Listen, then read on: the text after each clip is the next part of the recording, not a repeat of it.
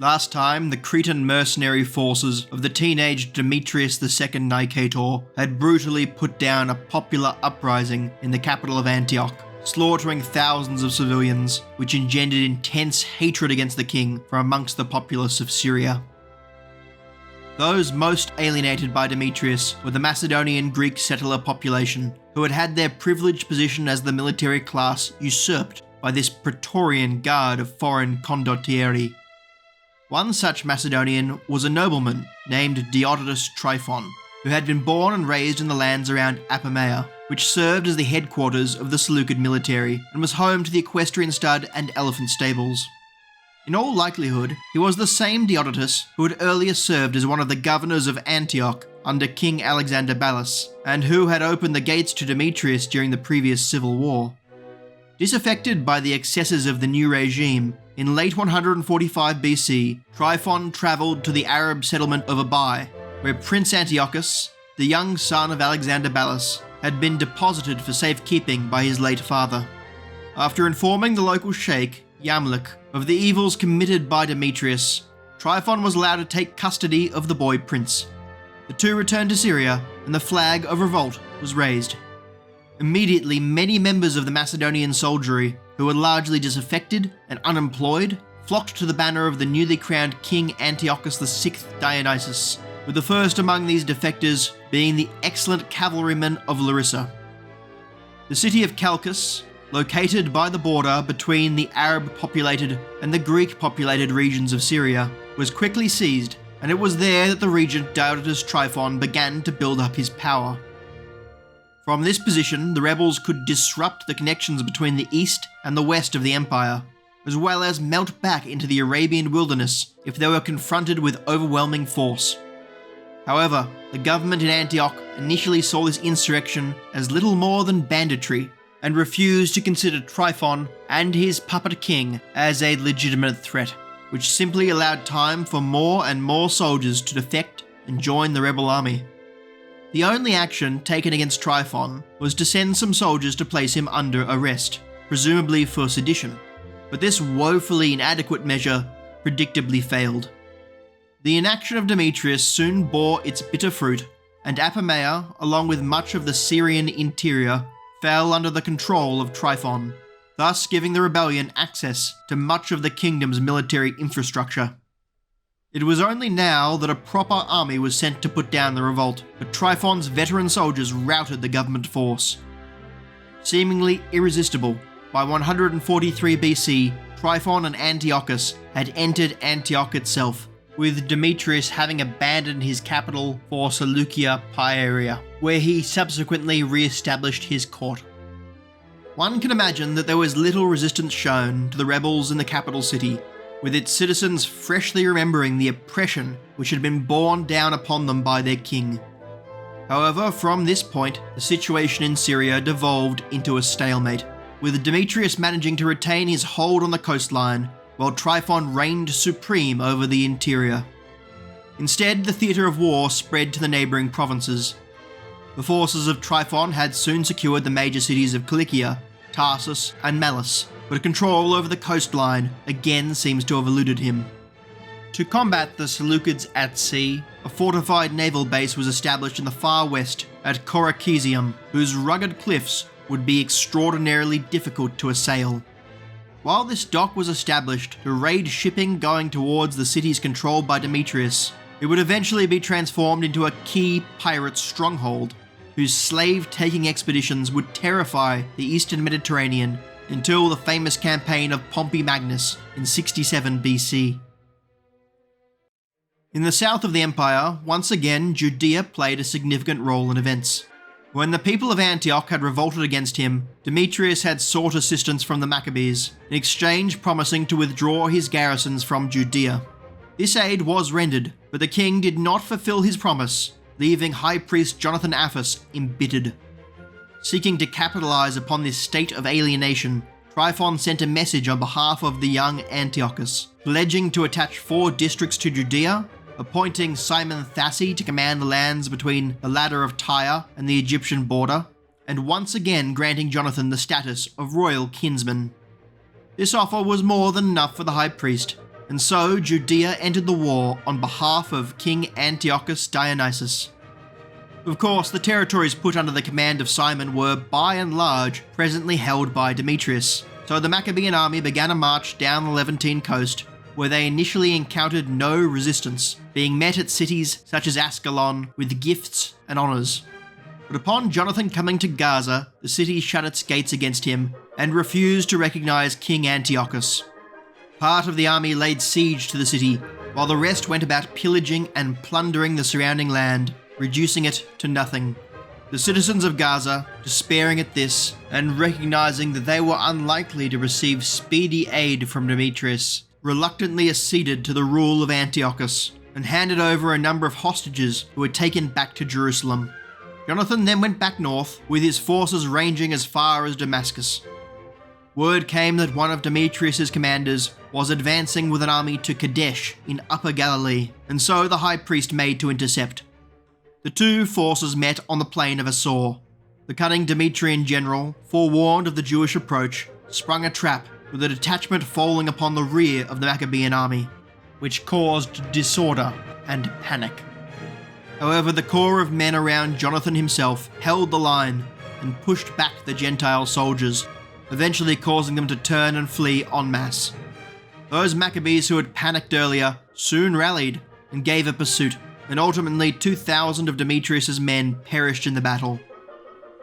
It is worth noting that some modern scholars, such as Granger, have considered this account to be a face-saving rationalization for what was, in fact, a battlefield defeat. If this is true, then the Demetrian faction proved unable to capitalize upon their victory.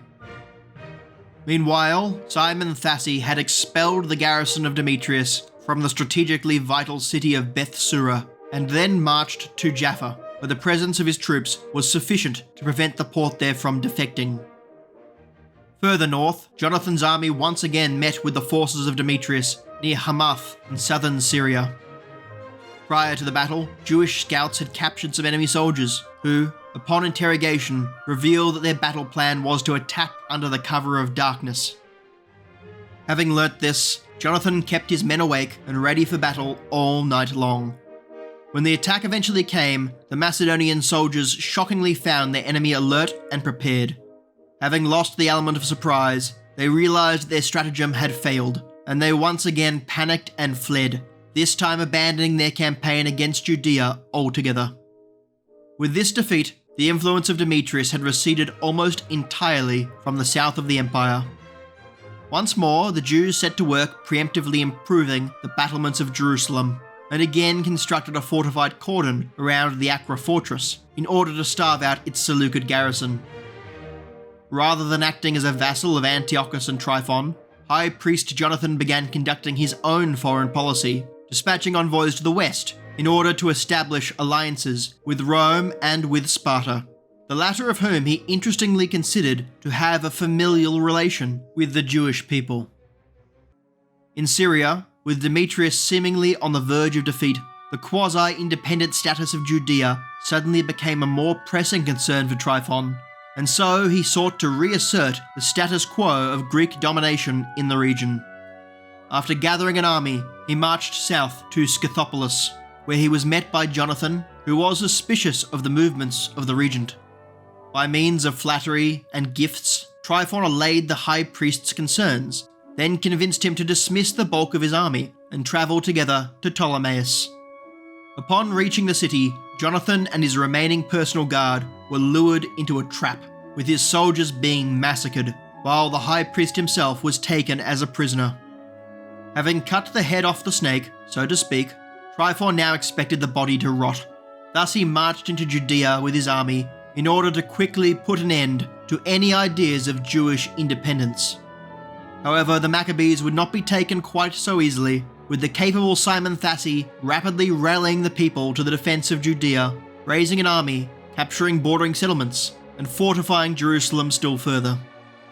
Simon met the army of Tryphon at Adida, a city which sat on a hill above the plain of Judea, possibly somewhere near Gaza. The regent, upon learning that Simon had now become leader of the Jews, offered to release Jonathan in exchange for 100 talents of silver and 2 of Jonathan's sons, to act as hostages.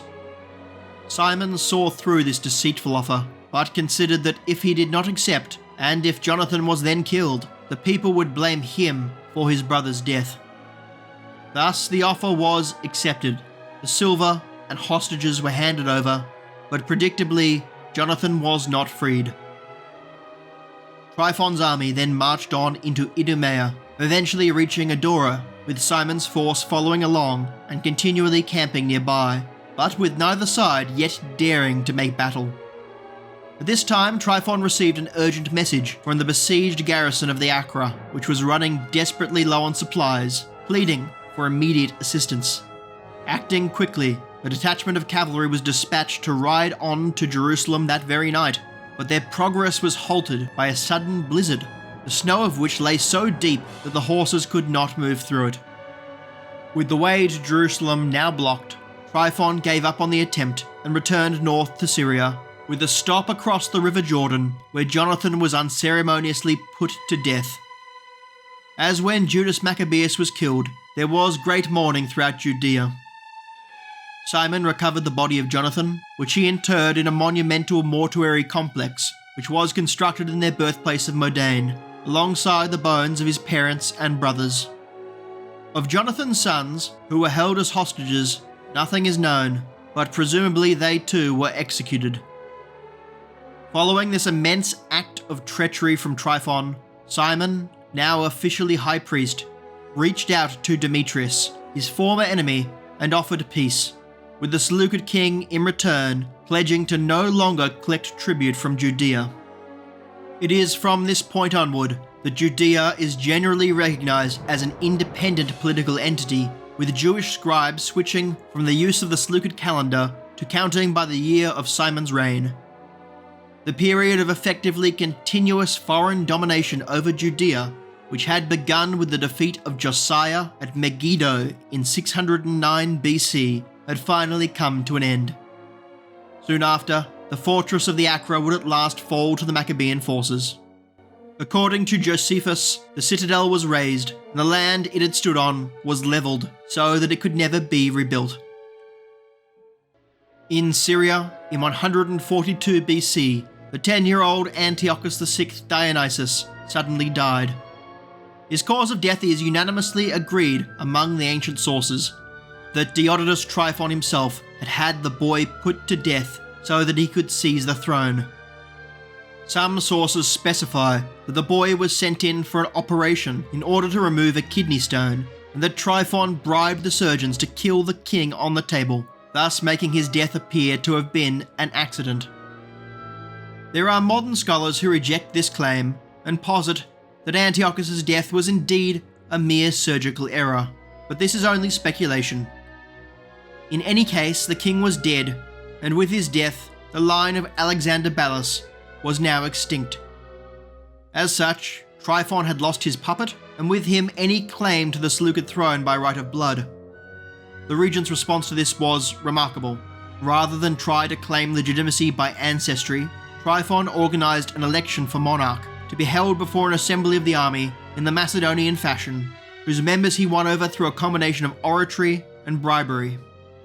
Once he had been hailed as king, he adopted the title Autocrator.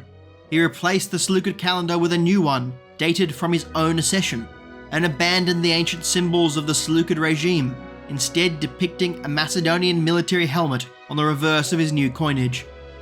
This was intended to be the beginnings of an entirely new era, a cultural revolution against Seleucid tradition, and that in this new order, the ethnic Macedonians who had been alienated by Demetrius would now be placed front and centre. This political program appears to be a rejection of the more culturally syncretic policies of the Seleucids, perhaps indicating that many Syrian Macedonians desired a situation more akin to that of Ptolemaic Egypt, with an apartheid state of Greeks ruling over a native underclass.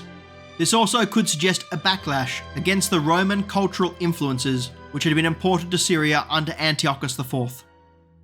Of course, the natural weakness of such a platform was its limited appeal, particularly beyond Syria itself, where Macedonian and Greek settlers were generally less common. Now, while Tryphon had the acceptance of the population under his direct rule, he sought a potentially more valuable source of political recognition: Rome. Many Seleucid usurpers had sought to gain Roman recognition, such as Timarchus during his failed revolt against Antiochus IV, and most recently Alexander Ballas. Cognizant of the fact that he would not be seen as a naturally desirable ally to Rome, Tryphon had devised a cunning strategy to trick the Senate into recognizing him. The king commissioned an enormous golden statue of the goddess Victory, which he had shipped to Rome as a diplomatic gift.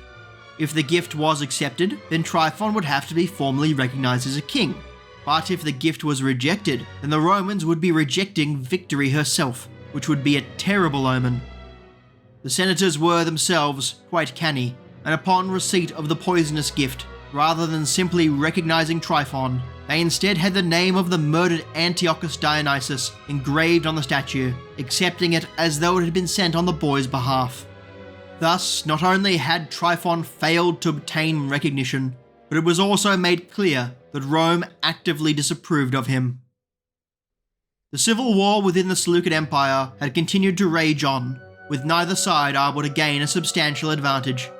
The only notable event of this time, which has come down to us, came after a general of Demetrius, named Sarpedon, had fought against Tryphon near Ptolemais.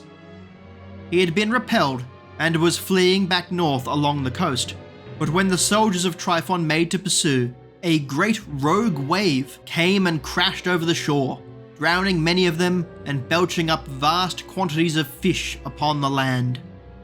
When Sarpedon and his men learnt what had happened, they turned around, gathered together the fish, and then made a sacrifice in honor of Poseidon, god of the sea, in his aspect as the bringer of victory. With Demetrius largely confined to the coast, and with Tryphon ruling inland Syria, the far reaches of the empire were left largely defenseless, and this vulnerability was pounced upon by that rising power in the east, the Parthians. In 147 BC, the Parthian king Mithridates I had already annexed the important satrapy of Media, but thereafter had returned to his royal residence in Hyrcania. However, this was merely a stay of execution, and now in early 141 BC, Mithridates returned, quickly annexing Babylonia, including the original Seleucid capital of Seleucia on the Tigris. What became of the local governor, Ardea, and his army is unknown. Mithridates then once again returned east, leaving a general, Antiochus, in command over these new conquests. Later in the year, word of the collapse of Seleucid authority over Babylonia would have reached Demetrius. Given that the satrapy was the original province of the empire, its capture represented a major blow to Seleucid prestige. For Demetrius, this aggression would not stand, and he made preparations for war with Parthia. Given that the king had as yet been incapable of putting down the rebel Tryphon, the decision to march east suggests a very low opinion of the martial ability of the Parthians, and a supreme confidence in the superiority of the Greek way of war. Indeed, Demetrius believed that as Seleucus Nicator and Antiochus the Great had done, he could conquer his way across the Iranian plateau and then use its resources to fight his wars in the west.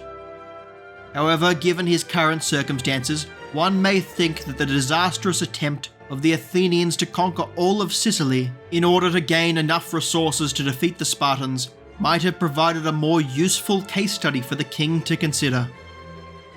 Nevertheless, Demetrius did not go into this conflict half-cocked, but seems to have made some extensive preparations, coordinating his invasion with uprisings from the Greek settlers of the east, the Persians, the Elymaeans, and the Bactrians. The Seleucid army itself gathered at Antioch in Mygdonia, in the far north of Mesopotamia, in preparation to march south and recapture Babylonia.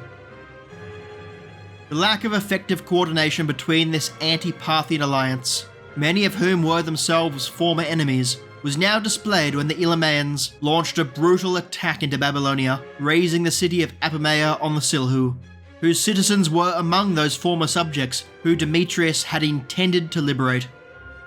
In response to this attack, the Parthian general Antiochus took to combating the Alameans in Babylonia itself, while Mithridates sent his royal army to directly assault Susa and Elymaeus. They were successful in this campaign, with King Camnasceres II dying or being deposed, after which Elymaeus would for a time cease to exist as a distinct kingdom. It was only after this initial conflict that Demetrius was finally prepared to begin his campaign, having left several generals in the west to continue the battle with Tryphon. In 139 BC, the Seleucid army marched south and proved to be irresistible, achieving victory in several major battles, perhaps proving the king's initial confidence to have been justified. With the Seleucids holding all the initiative in the conflict, Mithridates requested a parley in order to negotiate a peace treaty. However, when Demetrius arrived to discuss terms, he was ambushed and taken prisoner by the Parthians. The king was then paraded through the streets of many eastern cities in chains, in order to show the Greeks there that rebellion was a futile endeavour. Following this, Demetrius was treated well, given a residence at the royal palace in Hyrcania, as well as being married to one of Mithridates' own daughters, as the Parthian ruler had lofty ambitions to return the Seleucid king to the throne as a puppet. The fate of Demetrius' army is not known, but now leaderless, they presumably were either destroyed or simply returned to Syria. This disaster in the east now left the Seleucid faction of the civil war lacking a leader.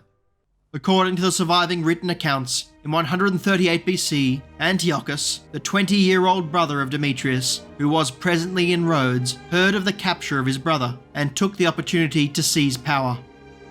Declaring himself king, he assembled a cadre of mercenaries and travelled to Colle, Syria. But, afraid of bringing the wrath of Tryphon upon themselves, none of the cities there would admit the self-proclaimed king. Upon learning that Antiochus was within the kingdom, Cleopatra, the wife of Demetrius, invited her brother-in-law to Seleucia Pieria in order to marry her and formally assume the now vacant throne. However, modern numismatic evidence shows that Antiochus had already minted his own coins by 139 BC, prior to the capture of Demetrius, and so must have either been made co-king with his brother's blessing, or had usurped the throne in his absence. Whatever the case, Antiochus taking charge was a brilliant move, as much of the Macedonian population of Syria, who provided Tryphon with his base of support, proved to be fundamentally opposed not to the Seleucid dynasty in principle, but to the character of Demetrius in particular. And so, with a new man at the helm, the loyalty of the people began to be swayed back to the Seleucids. The newly crowned Antiochus VII Euergetes, known informally as Sidates, due to his childhood spent in the city of Sidae, almost immediately received the defection of the former capital of Antioch. This was quite an accomplishment, given that Demetrius and his generals for 5 years had been unable to retake the city, despite it being just a day's march down the road from his base at Seleucia Pieria. Whether by persuasion or through force, subsequently many more major cities came back under Seleucid control, including Tyre, Sidon, Tarsos, and Damascus. Shortly, somewhere in northern Syria, the forces of Antiochus and Tryphon met in a major battle, with the Seleucid king achieving a decisive victory, sending the usurper reeling back to Dora in Phoenicia, where he prepared his defences for a siege. Frontinus reports that Tryphon had made his escape from the battle by scattering money in his wake, which caused the pursuing Seleucid cavalrymen to cease their chase in order to gather it up. Antiochus with his army followed down the coast, presumably pacifying several cities before they laid siege to Dora, while the Seleucid fleet enacted a blockade by sea. High priest Simon Thassi offered some soldiers in order to aid the king, an offer which was refused, but supplies and funds were still sent from nearby Judea to the besieging force. An interesting piece of evidence of the siege has survived in the form of a lead sling bullet, engraved by one of the defenders with the phrase, "Victory of Tryphon." However, this would prove to be an inaccurate prediction, as the city would fall to Antiochus, with Tryphon escaping by boat, slipping through the Seleucid blockade. He would make land at Orthosia in the north of Phoenicia, and then would ride on to his hometown of Apamea, where he would make his final stand. Antiochus would once again lay siege, but this time there would be no escape for Tryphon, who would commit suicide rather than be taken alive. Diodotus Tryphon had reigned over parts of the empire for a little over 5 years.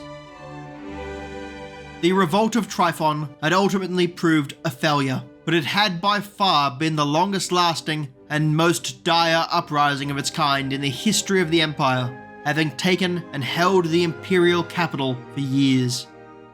Tryphon's Macedonian-centric policies certainly gained him vast amounts of initial support against the foreign-dominated court of Demetrius II, but these same policies fundamentally limited his appeal beyond the bounds of Syria itself, and if he had succeeded in overthrowing the Seleucids, it is questionable how he could have managed such a vast and diverse empire through such principles. In the diplomatic realm, he had proved a total failure, being woefully incapable of gaining Roman recognition and betraying a capable and proven ally in Judea for no gain whatsoever. With the support of Maccabean troops, it is a real possibility that Tryphon could have ended the civil war once Demetrius had departed for the east, or even prior to that. As it was, he was a failure, but his uprising was a telling sign of how weak the Seleucid Empire had become, that a man who was essentially a minor functionary could come to the verge of overthrowing the dynasty altogether. But before the sun sets on the Seleucid Empire, there will still be one last moment of glorious light.